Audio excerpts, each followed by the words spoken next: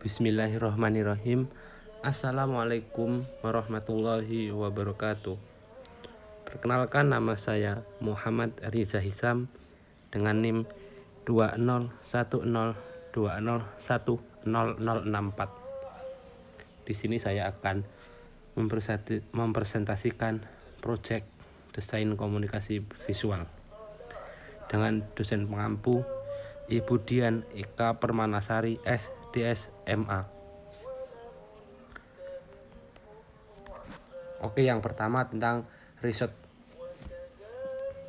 Yogyakarta Diningrat yang didirikan oleh Pangeran Mangkubumi atau Sultan Hamengkubuwono I pada tahun 1755, hasil dari perjanjian Giyanti. Di kemudian hari tumbuh menjadi kota yang akan budaya dan kesenian Jawa, yang menjadi titik sentral dari perkembangan kesenian dan budaya adalah Kesultanan. Beragam kesenian Jawa klasik seperti seni tari, tembang, geguritan, gamelan, seni lukis, serta ukiran-ukiran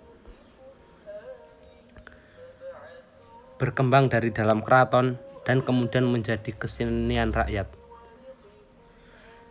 Kesatuan masyarakat Jogja yang nilai-nilai keseniannya seakan tidak pernah luntur dan tetap mendarah daging, sehingga Yogyakarta dengan 395.604 jiwa penduduknya seperti tidak pernah kehabisan seniman-seniman handal.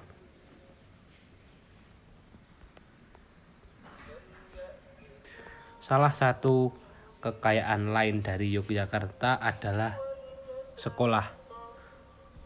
Sejak berdirinya UGM tahun 1945, kota Yogyakarta dikenal sebagai kota pelajar, termasuk UGM, UIN Sunan Kalijaga, dan masih banyak lagi sekolah-sekolah yang ada di Jogja. Masih ada 47 perguruan tinggi lainnya. Dalam hal ini, banyak usaha yang dilakukan oleh masyarakat Jogja seiring adanya tempat untuk belajar. Salah satunya adalah pemondokan, kos-kosan, kedai makanan, fotokopi di dekat universitas-universitas, hingga usaha hiburan seperti rental motor, VCD, games, dan lain sebagainya. Dari hal ini memperoleh hasil bahwa positioning dari brand Jogja Istimewa lebih menekankan pada budaya dan keistimewaan daerahnya untuk dapat diterapkan dalam berbagai aspek. Adapun 6 julukan kota Jogja yang terkenal di Indonesia.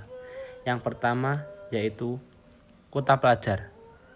Dijuluki sebagai kota pelajar ini sangat populer di seluruh Indonesia karena memiliki kampus terbanyak dan berkualitas terbaik di Indonesia dengan adanya beberapa perguruan tinggi negeri.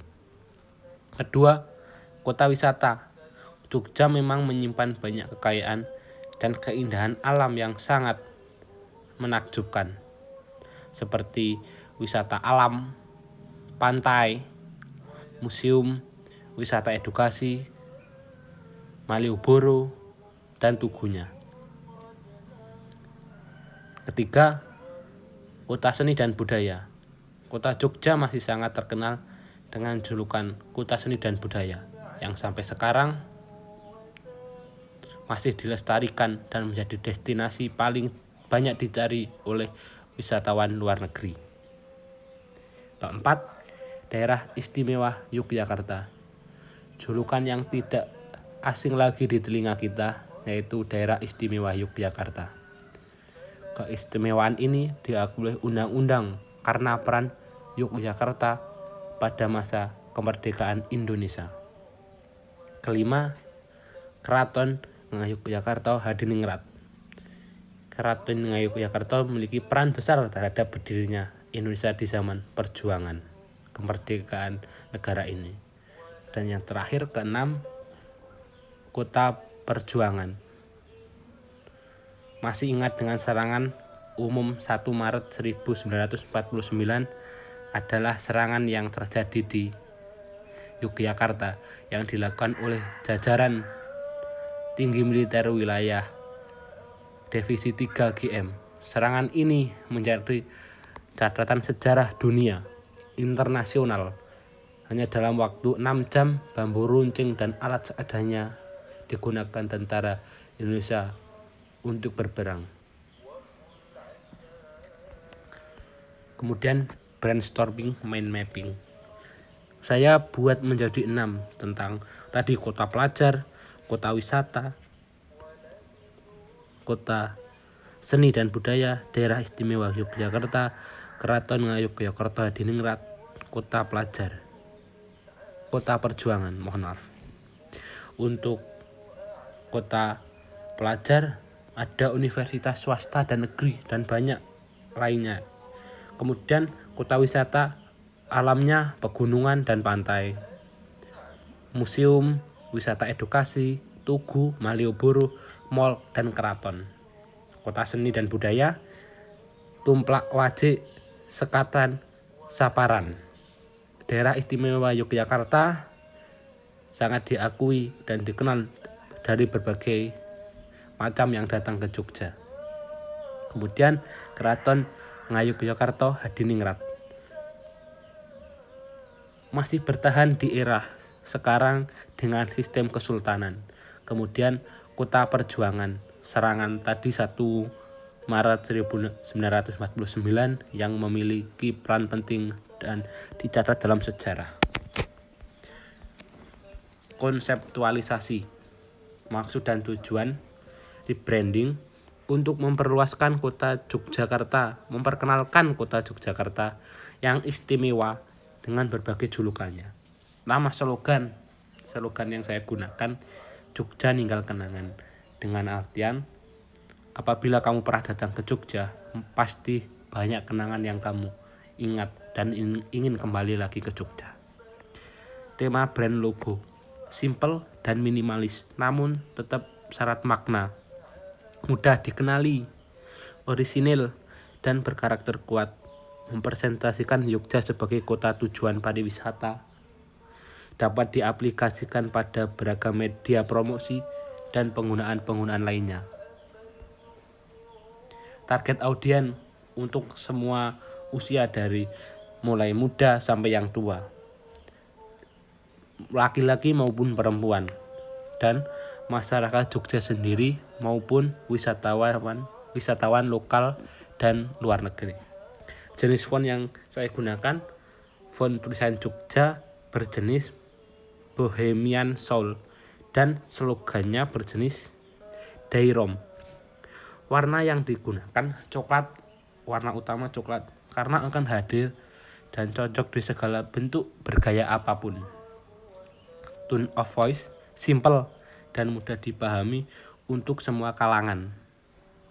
Lanjut, sketsa logo. Dari pertemuan beberapa, kita disuruh membuat 5 logo. Yang pertama itu Jogja, Tugu Jogja. Yang kedua, Tugu Jogja dilihat dari pagi hari, ada awannya. Ketiga, Jogja dilihat dari malam hari, ada bulan dan ada bintangnya. Dan keempat, tulisan Jogja sendiri. Kelima, pikiran kita tentang Jogja. Wah, Jogja ini bagus, dan alhasil Jogja juga emang bagus. Proses digitalis dari 5 tersebut dipilih 3. Dipilih nomor 3, 4, dan 5. Kemudian final artwork. Sempat disuruh membuat final artwork logo dengan background hitam putih, tetapi karena saya tidak masuk 2 kali dan kemudian ikut di pertemuan terakhir kemarin, akhirnya dipilih logo Jogja Ninggal Kenangan yang ada tanda belangkonnya. Dan akhirnya logo Resul itu Jogja Ninggal Kenangan, tadi logo belangkon diganti dengan pewayangan yang menandakan kota Jogja ini kota seni dan budaya.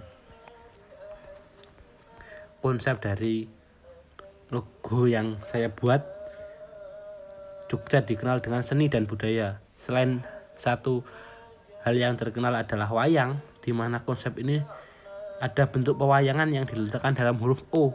Huruf O tersebut seperti kita pikirkan atau yang saya pikirkan sendiri adalah titik 0 km yang ada di Jogja. Nah, dalam hal ini sebagai budaya kita harus menjaga dan mewariskan kepada anak cucu kita nantinya. Kemudian variasi penerapan pada background logo. Yang pertama, ini logo aslinya, kemudian logo pada background putih dan logo pada background hitam. Pengaplikasian pada media. Nah, yang terakhir ini bisa digunakan atau ditempel di baju bagian depan. Selain itu, bisa ditempel di samping-samping tas. Ini bisa untuk kuliah, belanja, maupun style kita untuk bermain. Demikian yang dapat saya sampaikan. Apabila ada salahnya, mohon dimaafkan. Billahi taufiq wal hidayah. Wassalamualaikum warahmatullahi wabarakatuh.